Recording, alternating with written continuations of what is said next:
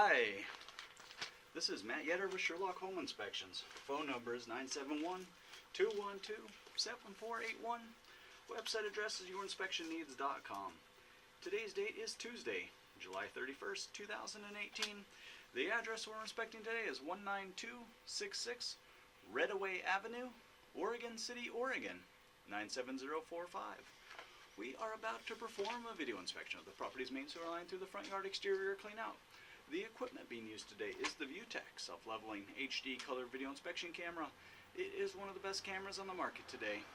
Before we begin this video inspection, it is to be noted that some sewer pipes made out of clay, concrete, cast iron, asbestos, and Orangeburg may be in good working order and may never have had a clogged or sewer backup before. However, due to real estate transactions, attorneys, and lawsuits, Sherlock Home Inspections must recommend the following to meet the current codes.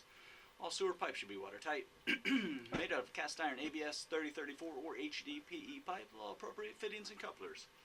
All sewer pipes should be free from breaks, offsets, separations, tree roots, bellies, and party sewers. Sherlock Home Inspections recommends replacing any sewer pipe that does not meet these specifications. Here we go. We are in a 3-inch ABS plastic drain pipe. We are running some water from the first floor half bathroom sink to ensure that our pipe is watertight and is going to remain watertight throughout this inspection. Overall condition of the pipe looks pretty good. We've seen no recent or previous signs of blockage or backup. All of the joints, junctions in the pipe, at least that we've seen so far, appear to be glued and watertight.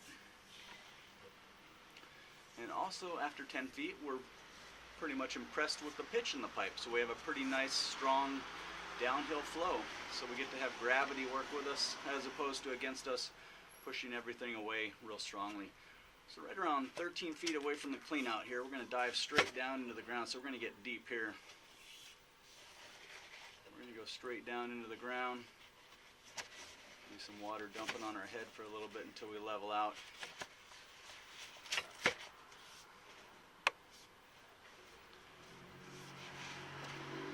Kind of a partial leveling and then a full leveling there.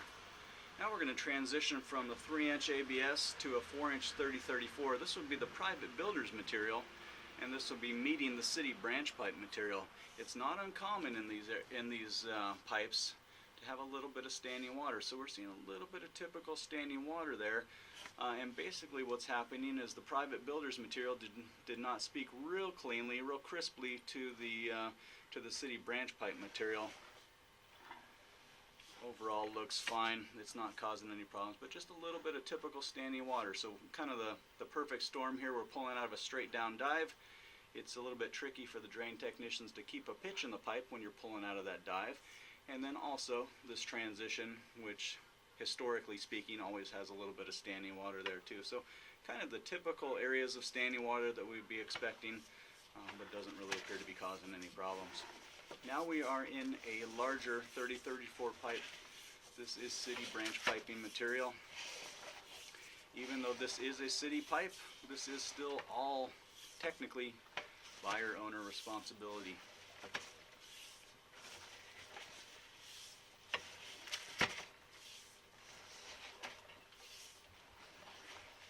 So is that 30 feet that way? Mm-hmm.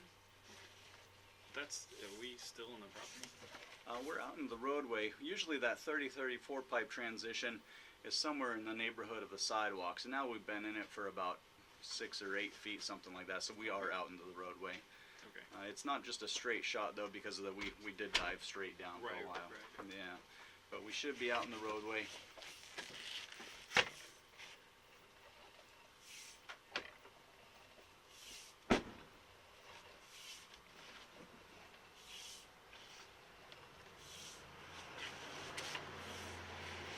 Looks like if we're at 40 feet already, we're going to tie into the city pipe more towards the middle of the cul-de-sac. There is what it looks like. Is that where that, yeah. Yeah, where the manhole covers are there.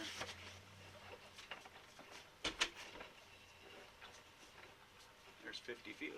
I think I see some light up ahead at the end of the tunnel.